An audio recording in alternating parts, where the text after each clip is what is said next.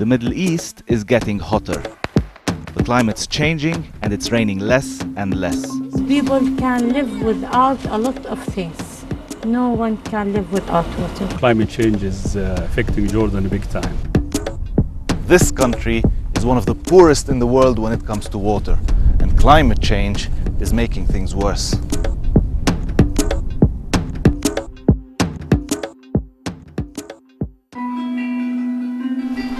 The Dead Sea.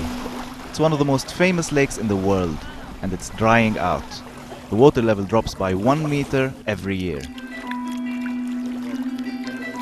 It's because the Jordan River that once poured into it is almost gone, used up by different countries competing for its water.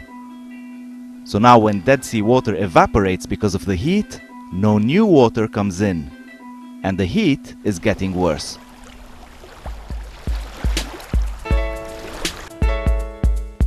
Those in rural areas are the hardest hit by climate change. نحن لما اجينا للكرامة بال82 وانت حتى ماشي بالشارع بتحس المنطقة عبارة عن غابة من الشجر. وصار في شيء عمل مثل جفاف هيك سريع في المنطقة. الزارعين صاروا يبتعدوا عن الزراعة. مش زي أول، يعني الشتاء نعتبره شهرين احنا عندنا بس موسم الشتاء. يعني لو في أنا إلي شغل غير الزراعة بدي أشتري زراعة وبشتغل شغل غير الزراعة. بس أنا ما تعلمت شيء غير الزراعة. Many have left and headed to the cities. Here in Amman, it's much cooler, so it's also a lot more crowded. And it keeps filling up. Jordan has received huge numbers of refugees from almost every war in the Middle East. It was getting less water and more people at the same time. So the government started digging for water in aquifers, pools of underground water. Do you think that's sustainable?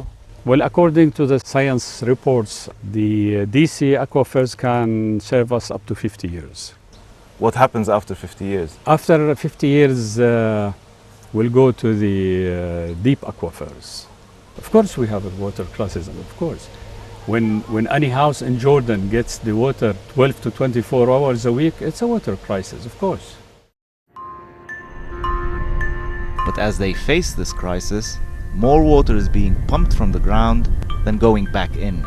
We're expecting that over the coming 50 years that our water resources, the groundwater resources, will be beyond recovery. The government is struggling to cope. They're treating wastewater so it can be used again. They're thinking about big projects to remove salt from seawater and pump it to the cities. But these take money and energy Jordan doesn't have. أثر نفسي، أنت عم تتأثر نفسياً، يعني بدون مؤاخذة كيف لما تفوت بيتك ما في مية، أنت مروح تعبان، بدك بس تاخذ شاور، تشرب مية، تروح ما في مية.